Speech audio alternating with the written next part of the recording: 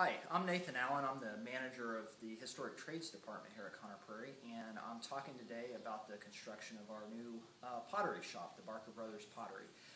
This is a project that actually started last winter, delving into some research, trying to find out what a pottery shop of the period actually would have looked like. And we were fortunate enough to find a drawing done in 1828 by a man by the name of Schrader of an early Indianapolis pottery, and that's what we're using as a basis to actually build our pottery shop that will be open next April.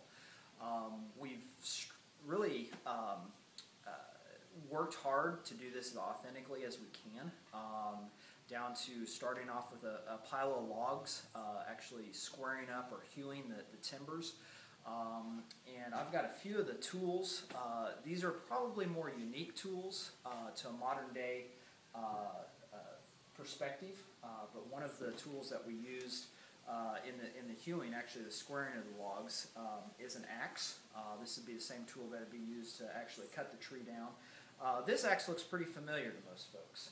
An axe that probably is a little bit more uncommon that we use to actually finish or smooth the surface of the logs is this axe here. This is a broad axe. It's got a very wide blade. It's beveled on just one side, and this is what we use to do the finishing work on the log hewing.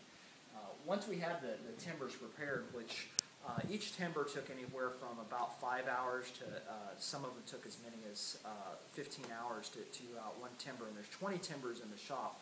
Once we got the timbers prepared, we were able to join them together, and everything is put together with what's called a Mortise and Tenon joint. And a few of the tools that were used to do that type of joinery that are pretty unique. One of them is this really specialized chisel. It's built at a right angle, and as the job this chisel does is where it gets its name. This is used for chopping out the corners of the mortises, which are the hollow slots that run down through the timber. And then a tenon, which is basically a projection cut on the end of a log, slides right into that hollow mortise. But this is the corner chisel that was used to form that mortise. Another chisel is this great big chisel here with a nice long handle, and this actually is not hammered through the wood like a lot of chisels, like the corner chisel or other framing chisels, but this is long enough and heavy enough that you can actually push it, and with just an extremely sharp blade. And that's something that's imperative for any woodworking tool, is just to have a blade just as sharp as you can. But with that very sharp blade, you can just work down a tenon or the side of a timber very, very easily. So these are just a few of the tools that we've used in the construction of the pottery. The shop is coming together very well. We raised the frame on September the 10th. We had a good showing that day. I had about 10 or 12 men that came in and helped me with the raising of the large timbers or the bents. And we're now working on the framing.